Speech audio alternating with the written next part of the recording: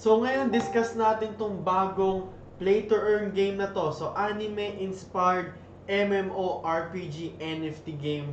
So, if tinatanong nyo kung magkano kailangan nyo rito, $50 lang or around 2,500 pesos, makakapag-join na kayo dito. Kasi yung box nila, yung NFTs nila, 50 BUSD lang, which is $50, di ba? So, January 16 yung i-release. So, pag-uusapan natin yan later on. Mas marami tayong pag-uusapan tungkol dyan. And syempre, if hindi ka pa nakasubscribe sa channel ko, do not forget to follow me. Subscribe sa YouTube channel ko. Again, this is Crypto Addict here, guys. Back again with another awesome update. So, start na tayo. So, Animverse is a metaverse. Play to earn. So, MMORPG game siya. So, inspired by anime mangas like Dragon Ball, Naruto, One Piece. Kagandahan naman nito is kahit sabihin mo inspired sila ng gantong mga tawag na mga mangas, mga animes, walang actually resemblance doon sa tatlo. Okay, so may originality na tinatawag dito. So, syempre, nasa blockchain technology to, NFTs to. So, if meron ka ng NFTs nila, ikaw yung may-ari nun, okay? Ikaw lang may-ari nun, hindi po kontrolado, okay? Decentralized, okay? So, if makita mo rito, merong tawag doon, merong actually apat na rarities sa loob ng Animverse. So, syempre, it's common, yung pinaka-usual, 1 star lang. Uncommon, epic, legendary. I guess yung pang 5 star mythic siya. I guess ha. So, dito, meron naman silang burning mechanism na kapag nag-combine ka, di ba, is pwede ka magpa-evolve, 'di ba? Pwede ka mag-evolve ng tawag doon ng isang NFT. So actually, the right term is if na-max out mo yung level, okay, mag-evolve siya into 3 star. So, okay na okay siya. So, characters. So, dito lang ako medyo nag-iisip kasi unlimited number of heroes nga yung meron dito sa Animverse. So, probably sobrang daming NFTs, pero let's see in the future kung ano yung mangyayari dito sa game na to.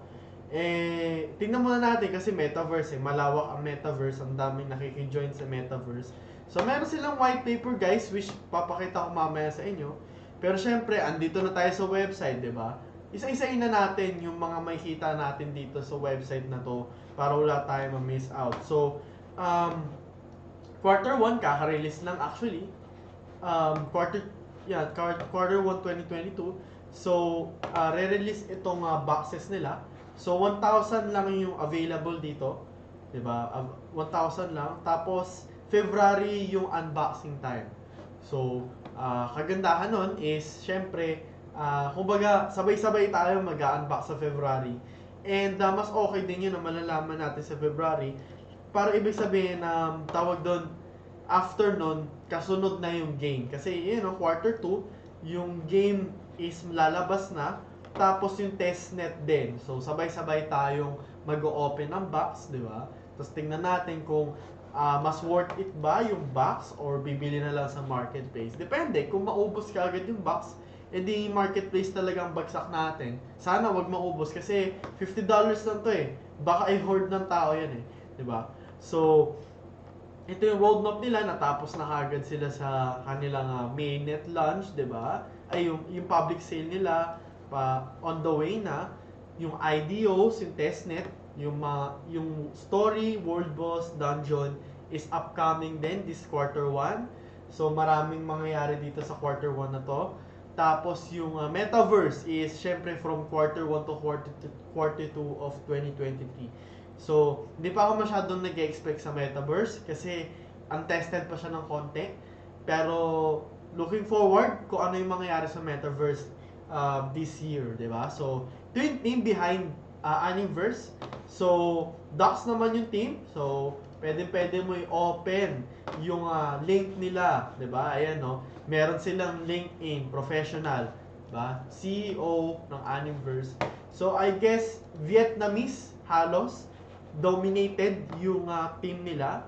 Doon pa lang sa apelido. So, si Tungvu, Hyutran, Nam Nguyen, Trungle, diba? So, meron din sila advisors like si Teddy Nguyen. So, I guess ito ay Mind Bank Group. So, I guess medyo venture capital to. So, ma-investments yung hawak niyan. To Clover Ventures. Puro mga venture capitals yung kanilang advisor. Diba? Tsaka mga games din. Yung mga nilaunch din from it. So, backers. So, meron naman silang decent backers, I would say. So, Clover Ventures, si BSC Station. I guess marami ditong nila-launch na project sa BSC Station sa totoo lang. Dami nila-launch dyan. Santos, AV Star, VB Ventures, and even more.